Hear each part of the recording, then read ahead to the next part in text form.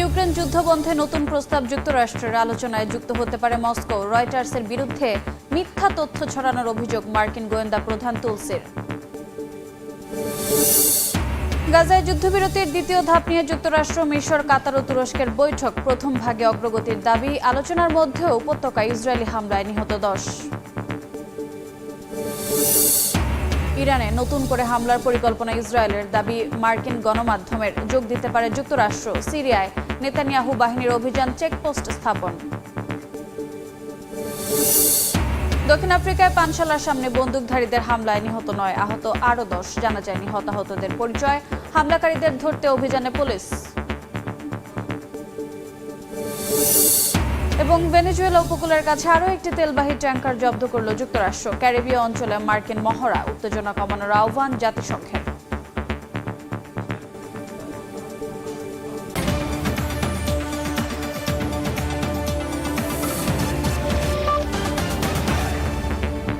আন্তর্জাতিক সময়ের সঙ্গে আছি আমি রোজা চৌধুরী। ইউক্রেন যুদ্ধ বন্ধে নতুন আলোচনা কাঠামোর প্রস্তাব দিয়েছে যুক্তরাষ্ট্র। ইউক্রেন, যুক্তরাষ্ট্র, রাশিয়া এবং ইউরোপ এই চার পক্ষকে নিয়ে আলোচনার ইঙ্গিত দিয়েছেন ইউক্রেনের প্রেসিডেন্ট ভলোদিমির জেলেনস্কি। এর মধ্যে ইউক্রেনের অবস্থান শক্ত করতে 90 বিলিয়ন ইউরো অর্থায়নের ঘোষণা দিয়েছে ইউরোপীয় ইউনিয়ন। আলোচনার মধ্যেও রুশ ক্ষেপণাস্ত্র হামলায় ইউক্রেনের ওডেসায় 8 জন নিহত হয়েছেন, আহত হয়েছেন অন্তত 27 জন। স্থানীয় সময় শুক্রবার রাতে ইউক্রেনের ওডেসা বন্দরে রুশ ব্যালিস্টিক ক্ষেপণাস্ত্র হামলায় বেশ কয়েকজন হতাহত হন। গুরুত্বপূর্ণ বন্দর ও লজিস্টিক অবকাঠামো লক্ষ্য করে চালানো এই হামলায় বিদ্যুৎ ও পানি সরবরাহ ব্যবস্থা ভেঙে পড়ে। বিদ্যুৎহীন হয়ে পড়ে 20 লাখেরও বেশি মানুষ, যা তীব্র শীতে তাদের বিপাকে ফেলেছে। ইউক্রেনের নিরাপত্তা সংস্থার সূত্র জানায়, প্রথমবারের মতো ভূমধ্যসাগরে একটি রুশ তেলবাহী ট্যাঙ্কারে ড্রোন হামলা চালিয়েছে তারা। এতে ট্যাঙ্কারটি গুরুতর ক্ষতিগ্রস্ত হয়। শনিবার কিয়েভের সাংবাদিকদের সঙ্গে আলাপকালে ইউক্রেনের প্রেসিডেন্ট ভলোদিমির জেলেনস্কি জানান, যুদ্ধ বন্ধে যুক্তরাষ্ট্র একটি নতুন আলোচনা কাঠামো প্রস্তাব করেছে। তার ভাষায়, এই কাঠামোতে ইউক্রেন, যুক্তরাষ্ট্র ও রাশিয়ার পাশাপাশি ইউরোপীয় প্রতিনিধিরাও থাকতে পারেন। শুক্রবার ইউক্রেনীয় প্রতিনিধি দলের প্রধান রুস্তেম ওবেরভ যুক্তরাষ্ট্রের সঙ্গে আলোচনা করেছেন বলেও জানান জেলেনস্কি। যুক্তরাষ্ট্র রাশিয়ার সঙ্গেও আলাদা বৈঠক করবে। এর ফলাফলের উপর ভিত্তি করে চূড়ান্ত সিদ্ধান্ত নেবে কিয়েভ। মার্কিন নেতৃত্বাধীন এই আলোচনাকে ঘিরে কূটনৈতিক তৎপরতা জোরালো হচ্ছে ফ্লোরিডার মিয়ামিতে। আলোচনায় অংশ নিতে পারেন বলে জানিয়েছেন মার্কিন পররাষ্ট্রমন্ত্রী মার্কো রুবিও। মার্কিন বিশেষ দূত স্টিভ উইটকফ এবং ডোনাল্ড ট্রাম্পের জামাতা জ্যারেড কুশনার রুশ প্রতিনিধি দলের সঙ্গে বৈঠকের পরিকল্পনা করছেন। রাশিয়ার বিশেষ দূত কিরিল দিমিত্রিয়েভ নিজেই যুক্তরাষ্ট্র সফরের বিষয়টি নিশ্চিত করেন, যদিও ইউক্রেনের সঙ্গে ত্রিপক্ষীয় বৈঠকের সম্ভাবনা নাকচ করেছে মস্কো। কূটনৈতিক প্রচেষ্টার মাঝে ইউক্রেনের অবস্থান শক্ত করেছে ইউরোপীয় ইউনিয়নের অর্থনৈতিক সহায়তা দেওয়ার সিদ্ধান্ত। জেলেনস্কি জানান, 2026-27 সালে 90 বিলিয়ন ইউরো অর্থায়ন পাবে ইউক্রেন, যা ভবিষ্যৎ শান্তি আলোচনায় কিয়েভের অবস্থান আরও জোরালো করবে। একই সঙ্গে তিনি স্পষ্ট করেন, রুশ অধিকৃত এলাকায় নির্বাচন সম্ভব নয় এবং ইউক্রেনের নির্বাচন কবে ও কিভাবে হবে তা নির্ধারণ করার অধিকার রাশিয়ার প্রেসিডেন্ট ভ্লাদিমির পুতিনের নেই। সাদিয়া তাসনিম, সময় সংবাদ। যুক্তরাজ্য ভিত্তিক বার্তা সংস্থা রয়টার্স মিথ্যা ও উস্কানিমূলক তথ্য ছড়িয়ে ইউক্রেন যুদ্ধ দীর্ঘায়িত করছে বলে অভিযোগ করেছেন যুক্তরাষ্ট্রের গোয়েন্দা প্রধান তুলসি গ্যাবার্ড। এতে ট্রাম্প প্রশাসনের শান্তি উদ্যোগ বাধাগ্রস্ত হচ্ছে বলেও দাবি করেন তিনি। গ্যাবার্ডের দাবি, ইউরোপীয় ইউনিয়ন ও ন্যাটোর কিছু দেশ ইচ্ছাকৃতভাবে সংঘাত বাড়াতে চাইছে। তুলসি সামাজিক যোগাযোগ মাধ্যমে জানান, রয়টার্স এমন একটি ভুয়া প্রতিবেদন ছড়িয়েছে যেখানে দাবি করা হয় যে রাশিয়া পুরো ইউক্রেন দখল এবং সাবেক সোভিয়েত সাম্রাজ্যের ইউরোপীয় অংশ পুনরুদ্ধারের পরিকল্পনা করছে। তিনি এই দাবিকে সরাসরি মিথ্যা ও প্রোপাগান্ডা আখ্যা দেন। গাজার দুটি ভিন্ন স্থানে ইসরায়েলি বিমান হামলায় অন্তত 10 ফিলিস্তিনি নিহত হয়েছেন। গাজার দক্ষিণাঞ্চলের খান ইউনিসের বানি সোহেলা এলাকায় 4 জন এবং গাজা সিটি তুফাহ এলাকায় নারী ও শিশু সহ 6 জন প্রাণ হারিয়েছেন। তীব্র শীতে অঞ্চলটিতে বাড়ছে শিশু মৃত্যুহার। এদিকে যুক্তরাষ্ট্র, মিশর, কাতার ও তুরস্কের প্রতিনিধিরা মিয়ামিতে বৈঠক করে গাজা যুদ্ধবিরতির দ্বিতীয় ধাপ নিয়ে আলোচনা করছেন। কাগজে কলমে যুদ্ধবিরতি কার্যকর হলেও গাজায় থামেনি ইসরায়েলি বর্বরতা। স্থানীয় সময় শুক্রবার বানি সুহেইলা এলাকায় একাধিক বিমান হামলা চালায় নেতানিয়াহু বাহিনী। বেশ কয়েকজন হতাহতের ঘটনা ঘটে। একই দিন গাজা সিটির তুফা এলাকায় আশ্রয়কেন্দ্রে হামলায় নারী ও শিশুসহ অনেকে নিহত হন। চলাচলে বিধিনিষেধ এবং হামলার কারণে ঘটনাস্থলে যেতে পারেননি উদ্ধারকারীরা। ইসরায়েলের দাবি, গাজায় অভিযান চলাকালীন সন্দেহভাজন ব্যক্তিদের লক্ষ্য করে এই হামলা চালানো হয়।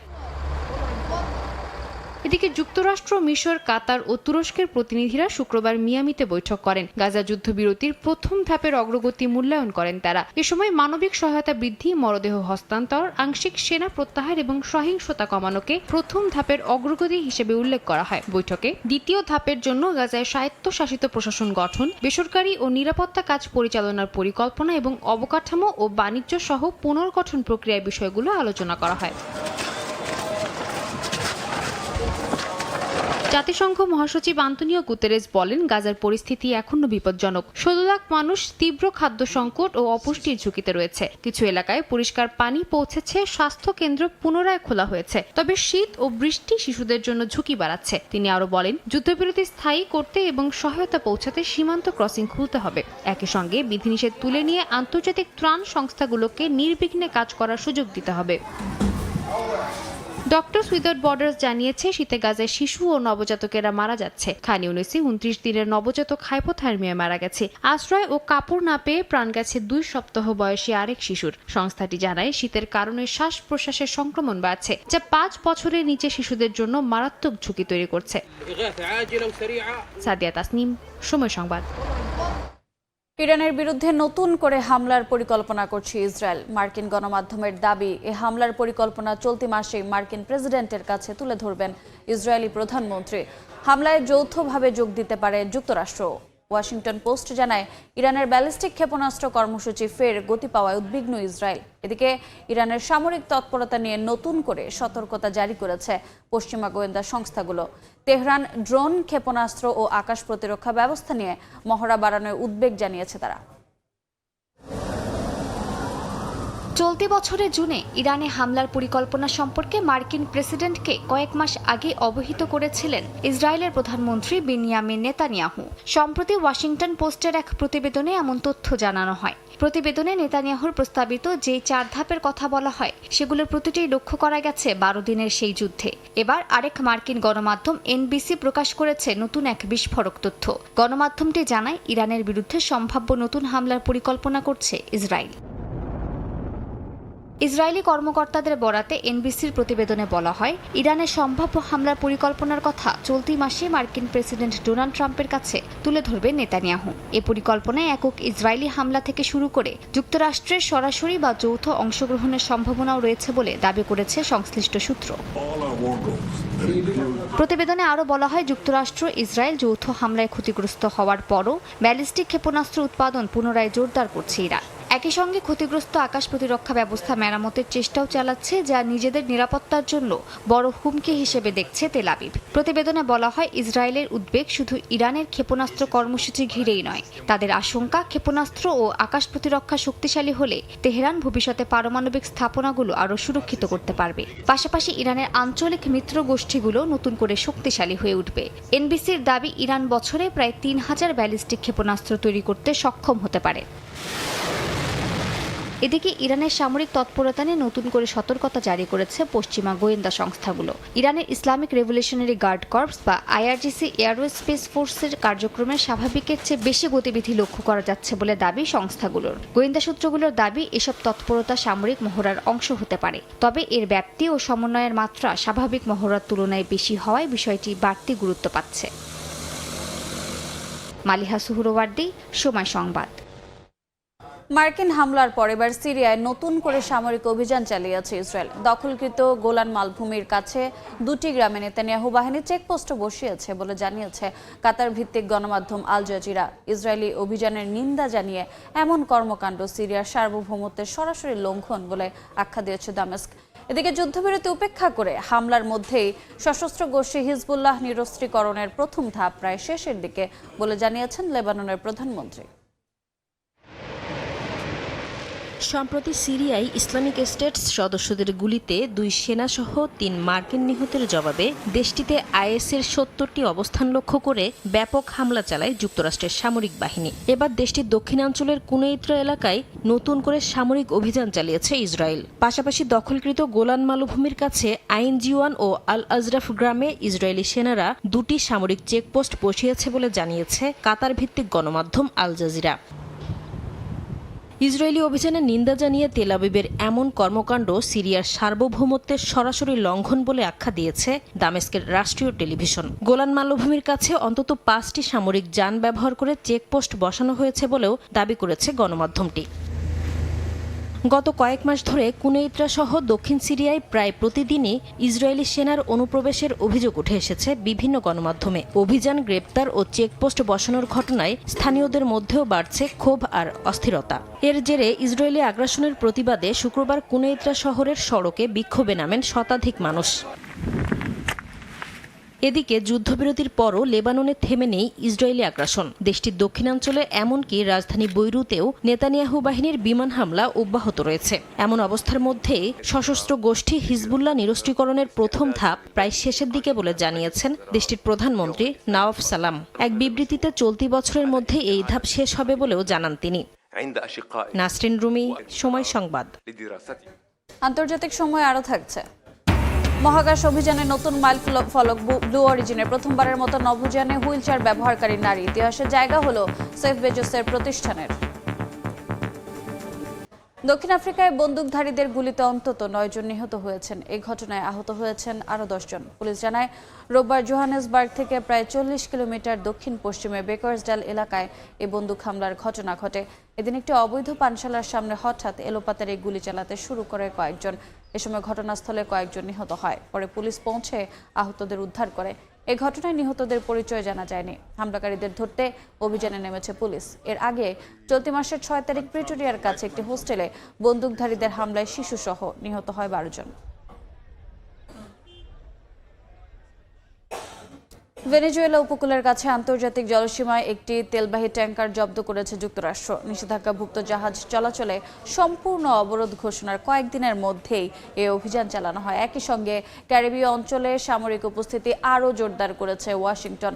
এদিকে যুক্তরাষ্ট্রের বিরুদ্ধে ফের সরকার পরিবর্তনের চেষ্টা চালানোর অভিযোগ তুলেছে ভেনেজুয়েলা। দুদেশের মধ্যে চলমান উত্তেজনা কমানোর আহ্বান জানিয়েছে জাতিসংঘ। মাদক পাচার ও সন্ত্রাসী কার্যক্রমের অভিযোগে ভেনেজুয়েলার উপর সামরিক চাপ বাড়াচ্ছে যুক্তরাষ্ট্র। তারই ধারাবাহিকতায় দেশটিতে যে কোনো ধরনের তেলবাহী ট্যাঙ্কার প্রবেশে নিষেধাজ্ঞা জারি করে হোয়াইট হাউস। এর কিছুদিন পরই ভেনেজুয়েলার উপকূলের কাছে আন্তর্জাতিক জলসীমায় একটি তেলবাহী ট্যাঙ্কার জব্দ করে যুক্তরাষ্ট্র। 3 মার্কিন কর্মকর্তার বরাতে বার্তা সংস্থা রয়টার্স জানায় অভিযানের নেতৃত্ব দেয় মার্কিন কোস্টগার্ড। অ্যাসোসিয়েটেড প্রেস জানায় এটি ছিল কনসেন্টেড বোর্ডিং, অর্থাৎ জাহাজটি স্বেচ্ছায় থেমে মার্কিন বাহিনীকে তল্লাশির অনুমতি দেয়। সাম্প্রতিক সপ্তাহগুলোতে ভেনেজুয়েলার কাছাকাছি এলাকায় এটি দ্বিতীয় ট্যাঙ্কার জব্দের ঘটনা। পাশাপাশি ক্যারিবীয় অঞ্চলে সামরিক তৎপরতা বাড়ানোর অংশ হিসেবে পুয়ের্তো রিকোর পন্স ও আগুয়াদিলার বিমানবন্দরে মার্কিন সামরিক মহড়া চালানো হয়। পন্সের মার্সেলিতা আন্তর্জাতিক বিমানবন্দরে ভারী পরিবহন বিমান C-17 গ্লোবমাস্টার মোতায়েন করা হয়েছে। ট্রাম্প প্রশাসন জানায় অঞ্চলটিতে হাজার হাজার সেনা, নৌবাহিনীর জাহাজ ও যুদ্ধ বিমান পাঠানো হয়েছে। একই সঙ্গে খুব শিগগিরই ভেনেজুয়েলার স্থল হামলা শুরুর হুমকি দেন ট্রাম্প। ভেনেজুয়েলার প্রেসিডেন্ট নিকোলাস মাদুরো এসব পদক্ষেপকে সরকার উৎখাতের চেষ্টা বলে অভিযোগ করেছেন। বলেন যুক্তরাষ্ট্র ভেনেজুয়েলার বিশাল তেল সম্পদের নিয়ন্ত্রণ নিতে চায়। বড়দিন উপলক্ষে ইংরেজিতে দেয়া এক বার্তায় তিনি মার্কিন জনগণকে যুদ্ধ উস্কে দেয়া নীতির বিরুদ্ধে দাঁড়ানোর আহ্বান জানান। এদিকে জাতিসংঘ মহাসচিব আন্তোনিও গুতেরেস পরিস্থিতিকে অত্যন্ত উত্তেজনাপূর্ণ উল্লেখ করে সংলাপ, উত্তেজনা প্রশমন এবং আন্তর্জাতিক আইন মানার আহ্বান জানিয়েছেন। সাদিয়া তাসনিম, সময় সংবাদ। সোমবারের মধ্যে যুদ্ধবিরতি কার্যকর করে থাইল্যান্ড, কম্বোডিয়াকে রাজি করানো সম্ভব হবে বলে আশাবাদ ব্যক্ত করেছেন মার্কিন পররাষ্ট্র মন্ত্রী মার্কো রুবিও। দুই দেশের মধ্যে নতুন করে সংঘর্ষ ছড়িয়ে পড়ায় সীমান্তবর্তী এলাকায় 1000-এরও বেশি স্কুল বন্ধ হয়ে গেছে। বাস্তুচ্যুত হয়েছে বহু শিক্ষার্থী ও তাদের পরিবার। সংঘর্ষের প্রভাব পড়েছে দূরবর্তী উপকূলেও। থেমে গেছে মাছ ধরা, স্থবির হয়ে পড়েছে স্থানীয় বাজার। অনিশ্চয়তায় পড়েছেন থাইল্যান্ডে অবস্থানরত লাখো কম্বোডীয় অভিবাসী শ্রমিক। থাইল্যান্ড কম্বোডিয়া সীমান্তে নতুন করে গোলাগুলি শুরু হওয়ায় সীমান্তবর্তী 1060টি স্কুল একযোগে বন্ধ ঘোষণা করা হয়েছে। নিরাপত্তা বিবেচনায় এই সিদ্ধান্ত নেয় থাই শিক্ষা মন্ত্রণালয়। সবচেয়ে বেশি ক্ষতিগ্রস্ত বুরিরাম প্রদেশে 100-র বেশি স্কুল বন্ধ। শিশু ও কিশোরদের বড় একটি অংশ আশ্রয় কেন্দ্রে ঠাঁই নিয়েছে, যেখানে পড়াশোনা ও স্বাভাবিক শৈশব দুটোই থমকে গেছে। টানা 13 দিন ধরে আমি এখানে। গোলাগুলির শব্দে আতঙ্কিত হয়ে আমরা বাড়ি ছেড়েছি। আমি তাড়াতাড়ি স্কুলে ফিরতে চাই, আমার বন্ধুদের দেখতে চাই। সংঘর্ষের প্রভাব সীমান্ত ছাড়িয়ে পড়েছে থাইল্যান্ডের পূর্বাঞ্চলীয় ট্রাট প্রদেশের উপকূলেও। নিরাপত্তাজনিত কারণে নৌবাহিনীর নির্দেশে সাময়িকভাবে মাছ ধরা বন্ধ রাখা হয়েছে। কাজ হারিয়েছেন জেলেরা, বন্ধ হয়ে গেছে আয়ের একমাত্র পথ। স্থানীয় চেম্বার অফ কমার্স বলছে, আয় বন্ধ হলেও ঋণের বোঝা থেকেই যাচ্ছে, যা চরম সংকটে ফেলেছে উপকূলীয় অর্থনীতিকে। মাছ ধরার নিষেধাজ্ঞার সরাসরি প্রভাব পড়েছে স্থানীয় বাজারে, যেখানে প্রতিদিন 100 কেজির বেশি সামুদ্রিক মাছ ও চিংড়ি বিক্রি হতো। এখন তা নেমে এসেছে 1/5। একই সঙ্গে অনিশ্চয়তায় পড়েছেন থাইল্যান্ডে থাকা 5 লাখেরও বেশি কম্বোডীয় অভিবাসী শ্রমিক, যারা না পারছেন দেশে ফিরতে, না নিশ্চিত করতে পারছেন কাজের ভবিষ্যৎ। সব মিলিয়ে তাদের জীবন এখন স্থবির হয়ে পড়েছে। পরিস্থিতি সামাল দিতে কূটনৈতিক তৎপরতা বাড়িয়েছে যুক্তরাষ্ট্র। মার্কিন পররাষ্ট্রমন্ত্রী মার্কো রুবিও জানান, মার্কিন প্রেসিডেন্ট ডোনাল্ড ট্রাম্পের মধ্যস্থতায় হওয়া যুদ্ধবিরতি চুক্তিতে থাইল্যান্ড ও কম্বোডিয়াকে আবারও ফিরিয়ে আনতে কাজ করছে ওয়াশিংটন। স্থানীয় সময় শুক্রবার তিনি বলেন, সোমবারের মধ্যে যুদ্ধবিরতি কার্যকরে দুই দেশকে রাজি করানো সম্ভব হবে বলে তারা আশাবাদী। সাদিয়া তাসনিম, সময় সংবাদ। অ্যাপস্টিন কেলেঙ্কারিতে স্বচ্ছতা নিয়ে নতুন করে শুরু হয়েছে তোলপাড়। যুক্তরাষ্ট্রের বিচার বিভাগ হাজারো নথি প্রকাশ করলেও গুরুত্বপূর্ণ অংশ গোপন রাখার অভিযোগ উঠেছে। এতে ভুক্তভোগী আইন প্রণেতা ও বিশ্লেষকদের মধ্যে সন্দেহ ও ক্ষোভ দেখা দিয়েছে। কংগ্রেসের অনুরোধ অনুযায়ী ভবিষ্যতেও নথি প্রকাশ অব্যাহত থাকবে বলে জানিয়েছে মার্কিন বিচার বিভাগ। মার্কিন কংগ্রেসে পাশ হওয়া আইনের আওতায় কুখ্যাত যৌন নিপীড়ক জেফ্রি এপস্টিন সংক্রান্ত কয়েক হাজার নথি প্রকাশ করেছে যুক্তরাষ্ট্রের বিচার বিভাগ। তবে যারা অধীর আগ্রহে এপস্টিন ফাইলের অপেক্ষায় ছিলেন, তাদের অনেকেই হতাশ হয়েছেন। সর্বশেষ প্রকাশিত নথির কিছু জায়গায় কালো করে ঢেকে দেওয়া হয়েছে, আর কিছু নথি একেবারেই জনসমক্ষে আনা হয়নি, যা নিয়ে হতাশা প্রকাশ করেছেন অনেকে। যেসব আইন প্রণেতা দীর্ঘদিন ধরে নথি প্রকাশের জন্য চাপ দিয়ে আসছিলেন, তারা গত শুক্রবার প্রকাশিত নথিগুলোকে অসম্পূর্ণ বলে আখ্যা দিয়েছেন। তাদের অভিযোগ, আইনে পূর্ণাঙ্গ প্রকাশের নির্দেশ থাকলেও বিচার বিভাগ তা বাস্তবায়ন করেনি। আইন বিশেষজ্ঞরা সতর্ক করে বলেছেন, নথির গুরুত্বপূর্ণ অংশ কালো করে রাখার কারণে এপস্টিন কেলেঙ্কারি ঘিরে চলমান ষড়যন্ত্র তত্ত্ব আরও শক্তিশালী হতে পারে এবং জনগণের আস্থার সংকট বাড়বে। বিচার বিভাগ এপস্টিনের সঙ্গে জড়িত 1200-র বেশি ভুক্তভোগী ও তাদের স্বজনকে শনাক্ত করেছে। সর্বশেষ নথিতে ডাউনিং স্ট্রিটের বাইরে এপস্টিনের সহযোগী গিলেন ম্যাক্সওয়েলের ছবি, মারে লাগোতে এপস্টিনের উপস্থিতির তথ্য এবং সাবেক প্রেসিডেন্ট বিল ক্লিন্টনের একাধিক ছবি রয়েছে। সঙ্গীত তারকা Mick Jagger, Michael Jackson, Diana Ross ও ব্রিটিশ রাজপরিবারের সদস্য প্রিন্স অ্যান্ড্রুর ছবিও নথিতে দেখা গেছে। তবে নথিতে নাম বা ছবি থাকলে কেউ অপরাধে জড়িত তা এমন নয়। ডোনাল্ড ট্রাম্প ও বিল ক্লিন্টন উভয়ই এপস্টিনের অপরাধে জড়িত থাকার অভিযোগ অস্বীকার করেছেন এবং ভুক্তভোগীদের কেউ তাদের বিরুদ্ধে আনুষ্ঠানিক অভিযোগ তোলেননি। বিচার বিভাগ জানিয়েছে, নির্দিষ্ট শর্তে কংগ্রেসের অনুরোধ অনুযায়ী ভবিষ্যতে নথি প্রকাশ অব্যাহত থাকবে। ইয়াসিন মোহাম্মদ জিসান, সময় সংবাদ। আন্তর্জাতিক সময় আরও থাকছে। বড়দিন উপলক্ষে জার্মানি জুড়ে সাজ রব, শহরে শহরে বর্ণিল আলোকসজ্জা, বসেছে মেলা, স্থানীয় সহ পর্যটকদের ভিড়। ব্রাজিল ও স্লোভেনিয়ায় নানা আয়োজন। মহাকাশ অভিযানের ইতিহাসে নতুন মাইলফলক ছুঁয়েছে জেফ বেজোসের প্রতিষ্ঠান ব্লু অরিজিন। প্রথমবারের মতো মাইকায়েলা বেন্টহাউস নামের এক হুইল চেয়ার ব্যবহারকারী নারীকে মহাকাশে পাঠিয়েছেন তারা। স্থানীয় সময় শনিবার ব্লু অরিজিনের রকেটে চড়ে টেক্সাস থেকে মহাকাশের উদ্দেশ্যে যাত্রা করেন বেন্টহাউস ও তার 5 সহযাত্রী। কারমান লাইন অতিক্রমের পর তারা কয়েক মিনিটের জন্য মাইক্রোগ্র্যাভিটির অভিজ্ঞতা নেন। এরপর প্যারাশুটের সহায়তায় ক্যাপসুলটি নিরাপদে টেক্সাসের মরুভূমিতে অবতরণ করে। 2018 সালে বাইক দুর্ঘটনায় মেরুদণ্ডে গুরুতর আঘাত পান বেন্টহাউস। এরপর থেকে প্রতিবান্ধব মহাকাশ ভ্রমণের পক্ষে সক্রিয় ভূমিকা রেখে আসছেন তিনি।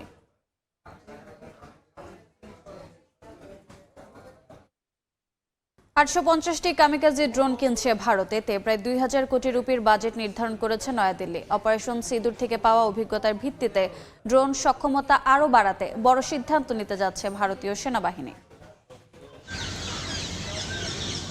প্রায় ২,০০০ কোটি রুপির মূল্যের ৮৫০টি কামিকাজি ড্রোন কেনার প্রস্তুতি নিচ্ছে ভারতীয় সেনাবাহিনী। প্রতিরক্ষা সূত্র জানিয়েছে, এই ড্রোনগুলো সেনাবাহিনী সহ অন্যান্য প্রতিরক্ষা বাহিনী ও বিশেষ বাহিনীকে আধুনিক যুদ্ধ সক্ষমতায় সজ্জিত করতে ব্যবহার করা হবে।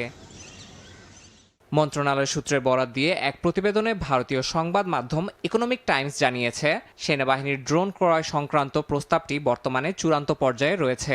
চলতি মাসের শেষ সপ্তাহে অনুষ্ঠেয় প্রতিরক্ষা অধিগ্রহণ পরিষদের উচ্চ পর্যায়ের বৈঠকে অনুমোদন পেতে পারে। সেই বৈঠকে ড্রোন কেনার ব্যাপারে চূড়ান্ত ছাড়পত্র দেয়া হবে। এই ছাড়পত্র মিললেই শুরু হবে ড্রোন কেনার প্রক্রিয়া। ভবিষ্যতে সব যুদ্ধ ইউনিটকে সজ্জিত করতে প্রায় ৩০,০০০ ড্রোন অন্তর্ভুক্ত করার পরিকল্পনাও রয়েছে ভারতের। সেনাবাহিনীর প্রতিটি পদাতিক ব্যাটালিয়নে একটি করে অশ্নি প্লাটুন গঠন করা হবে, যারা শত্রু অবস্থান ও সন্ত্রাস দমন অভিযানে ড্রোন পরিচালনা করবে।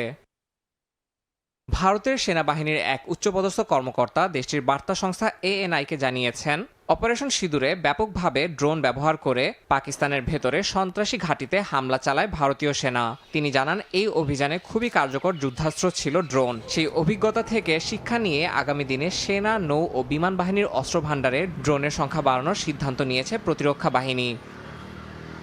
ইয়াসিন মোহাম্মদ জিসান, সময় সংবাদ। তোষাখানা মামলায় ১৭ বছরের কারাদণ্ডের রায়ের প্রতিবাদে দেশজুড়ে গণ আন্দোলনের ডাক দিয়েছেন পাকিস্তানের সাবেক প্রধানমন্ত্রী ইমরান খান। একই সঙ্গে রায়কে চ্যালেঞ্জ করার ঘোষণা দিয়েছেন পাকিস্তান তেহরিক ইনসাফের প্রতিষ্ঠাতা। শনিবার পাকিস্তানের ফেডারেল ইনভেস্টিগেশন এজেন্সির একটি বিশেষ আদালত ইমরান ও তার স্ত্রী বুশরা বিবিকে কারাদণ্ড দেন। কারাগারে থাকায় সামাজিক যোগাযোগ মাধ্যমে ইমরান খানের সরাসরি প্রবেশের অধিকার না থাকায় এক্সে একটি কথোপকথনের বিবরণ প্রকাশ করেছেন তার আইনজীবী। সেখানে খাইবার পাখতুনখোয়ার মুখ্যমন্ত্রীকে রাজপথে আন্দোলনের প্রস্তুতি নিতে বার্তা পাঠানোর কথা জানিয়েছেন ইমরান। সামাজিক বিচ্ছিন্নতা ও মানবিক সম্পর্কের টানাপোড়েন থেকে মুক্তি পেতে জাপানের নারী AI-কে জীবনসঙ্গী করেছেন। তিনি জানান, চ্যাটজিপিটির নিরবচ্ছিন্ন সময় ও সহমর্মিতা তাকে মানসিক প্রশান্তি দেয়। বিশ্লেষকদের মতে, আঘাতহীন এবং নিরাপদ থাকা যায় বলেই মানুষের বদলে ডিজিটাল সম্পর্ককে বেছে নিয়েছেন এই নারী।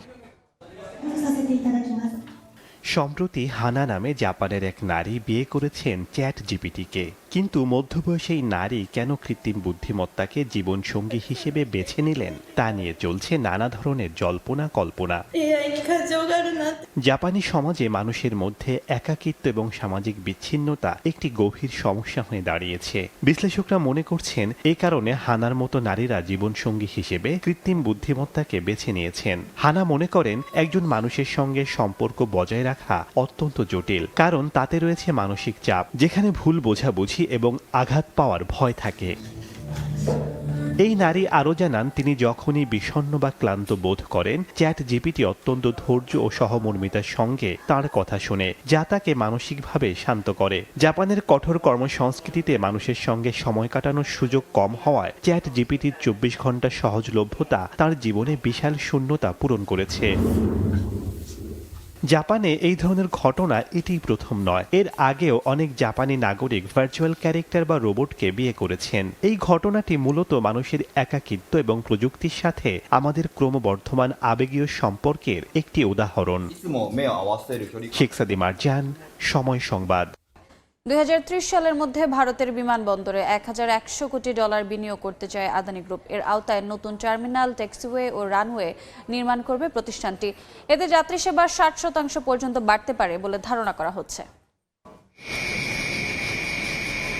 আকাশপথে নিজেদের নিয়ন্ত্রণ বাড়াতে ভারতের বিমানবন্দরগুলোতে বড় ধরনের বিনিয়োগ করতে চায় আদানি গ্রুপ। এরই মধ্যে প্রতিষ্ঠানটির ওপর 7টি বিমানবন্দর পরিচালনার দায়িত্ব থাকলেও নতুন করে আরও 11টি বিমানবন্দরে বিনিয়োগ করতে চায় তারা।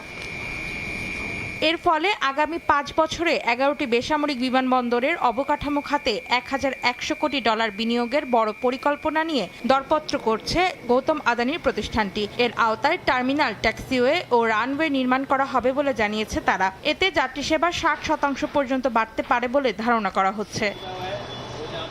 বর্তমানে দেশটিতে 163টি বিমানবন্দর থাকলেও 2047 সালের মধ্যে 350 থেকে 400টি বিমানবন্দর স্থাপনের লক্ষ্য রয়েছে ভারত সরকারের। এরই অংশ হিসেবে চলতি বছর অমৃতসর ও বেনারস সহ 11টি বিমানবন্দর ইজারা দেওয়ার পরিকল্পনা ঘোষণা দেয় মোদী প্রশাসন। অন্তরা সেন, সময় সংবাদ। জার্মানিতে প্রতি বছরের মতো এবারও বড়দিনকে ঘিরে স্থানীয়দের আগ্রহের কমতি নেই। খ্রিস্টান ধর্মাবলম্বীদের বিশেষ এই উৎসবের আগে দেশটির 16টি প্রদেশের বিভিন্ন শহরে বসেছে ক্রিসমাস মেলা। মেলায় ভিড় করছেন হাজারো দর্শনার্থী জার্মানি থেকে। বড়দিনের মেলার বিস্তারিত জানাচ্ছেন বিটু বড়ুয়া। খ্রিস্ট সম্প্রদায়ের সবচেয়ে বড় ধর্মীয় উৎসব বড়দিনকে সামনে রেখে জার্মানিতে চলছে ক্রিসমাস মেলা। স্থানীয় ভাষায় এটিকে বলা হয় ভাইনাক্সমার্কট। দেশটির 16টি প্রদেশের প্রায় সব শহরেই বসেছে এই মেলা। প্রতিদিনই ভিড় করছেন অসংখ্য মানুষ। রঙিন আলোয় সাজানো সান্তা ক্লজের সঙ্গে ছবি তুলছেন দর্শনার্থীরা, পাশাপাশি উপভোগ করছেন ঐতিহ্যবাহী খাবার ও জনপ্রিয় পানীয় গ্লুভাইন। চলতি বছর মেলাগুলোতে বিক্রি বাড়ায় সন্তোষ প্রকাশ করেন ব্যবসায়ীরা। এবছরের ক্রিসমাসটা এক কথায় অসাধারণ। আবহাওয়া বেশ চমৎকার, সাধারণ মানুষের উপস্থিতিও বেশ ভালো, এক কথায় পারফেক্ট। ডিসেম্বর জুড়ে ক্রিসমাস মেলায় আসতে পেরে খুশি দর্শনার্থীরাও। পরিবেশ ও নিরাপত্তা ব্যবস্থায় সন্তোষ প্রকাশ করেন তারা। একই সঙ্গে গেল বছর জ্যাকসন আনহাল্ট অঙ্গরাজ্যের মাগদেবুর্গে ক্রিসমাস মেলায় গাড়ি হামলার মতো ঘটনা যেন আর না ঘটে সে প্রার্থনাও করেন। এবছরের মেলার নিরাপত্তা ব্যবস্থাটা বেশ ভালো মনে হলো বেশ নিরাপদ। ক্রিসমাস মেলায় যতবার আসি মগদেবুর্গের গাড়ি হামলার ঘটনার কথা মনে পড়ে। সবাই বেশ স্বতঃস্ফূর্তভাবে মেলায় আসছে, সবাই পরিবারের সাথে আনন্দ ভাগ করছে। এদিকে গেল সপ্তাহে বায়ার্নের ডিঙ্গলফিং ল্যান্ডাউ এলাকায় এক ক্রিসমাস মেলায় নাশকতার পরিকল্পনার অভিযোগে 5 জনকে গ্রেফতার করা হয়। তাদের মধ্যে মিশর ও সিরিয়ার একজন করে এবং মরক্কোর 3 জন রয়েছেন। ঘটনার পর দেশ জুড়ে নিরাপত্তা জোরদার করেছে প্রশাসন। এবছরের বড়দিনের উৎসবকে ঘিরে সাধারণ মানুষের চাওয়া ছিল নিষিদ্ধ নিরাপত্তা ব্যবস্থা। এখন পর্যন্ত জার্মান আইন শৃঙ্খলা রক্ষা বাহিনী সে দায়িত্ব পুরোপুরি পালন করতে পেরেছে, এমনটাই মনে করছেন অনেকেই। তবুও সব ধরনের অনাকাঙ্ক্ষিত ঘটনা এড়াতে সর্বোচ্চ সতর্কতা অবলম্বনের পরামর্শ জার্মান প্রশাসনের। বার্লিন থেকে বিটু বড়ুয়া, সময় সংবাদ। বড়দিন ঘিরে আতশবাজির আলোয় ঝলমলে ব্রাজিলের রিও নেগ্রো নদী। স্থানীয় সময় বৃহস্পতিবার মানাউস সিটি হলের উদ্যোগে সান্টা ক্লজের নৌকা পৌঁছে যায় নৌকা ভর্তি উপহার, গান আর উৎসবের আবহ নিয়ে। এছাড়া বড়দিনের আয়োজনকে আরও স্মরণীয় করতে স্লোভেনিয়ার একটি গুহায় দর্শনার্থীদের বিনোদন দিয়েছেন অভিনেতা ও সঙ্গীত শিল্পীরা।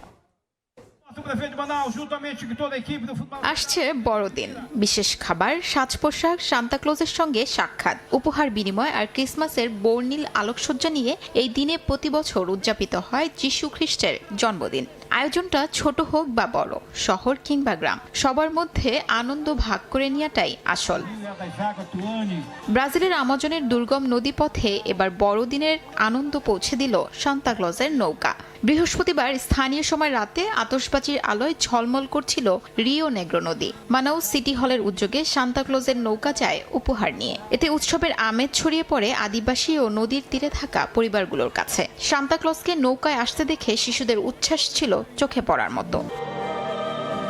একই দিনে বড়দিন উপলক্ষে স্লোভেনিয়ার একটি গুহায় দর্শনার্থীদের বিনোদন দেন অভিনেতা ও সঙ্গীত শিল্পীরা। তারা যিশু খ্রিস্টের জন্মকাহিনী মঞ্চস্থ করেন। 24 কিলোমিটার দীর্ঘ ভূগর্ভস্থ পোস্টানা গুহা ইউরোপের অন্যতম বড় ও আকর্ষণীয় গুহা। প্রতি বছর প্রায় 10 লাখ মানুষ এই গুহা দেখতে আসেন। শিউলি রোজা, সময় সংবাদ। আন্তর্জাতিক সময়ের শীর্ষ সংবাদগুলো জানিয়ে দিচ্ছি আরেকবার। ইউক্রেন যুদ্ধ বন্ধে নতুন প্রস্তাব যুক্তরাষ্ট্রের আলোচনায় যুক্ত হতে পারে মস্কো। রয়টার্সের বিরুদ্ধে মিথ্যা তথ্য ছড়ানোর অভিযোগ মার্কিন গোয়েন্দা প্রধান তুলসির। গাজায় যুদ্ধবিরতির দ্বিতীয় ধাপ নিয়ে যুক্তরাষ্ট্র, মিশর, কাতার ও তুরস্কের বৈঠক। প্রথম ভাগে অগ্রগতির দাবি। আলোচনার মধ্যে উপত্যকায় ইসরায়েলি হামলায় নিহত 10। এবং দক্ষিণ আফ্রিকায় পানশালার সামনে বন্দুকধারীদের হামলায় নিহত 9, আহত আরও 10। জানা যায়নি হতাহতদের পরিচয়। হামলাকারীদের ধরতে অভিযানে পুলিশ।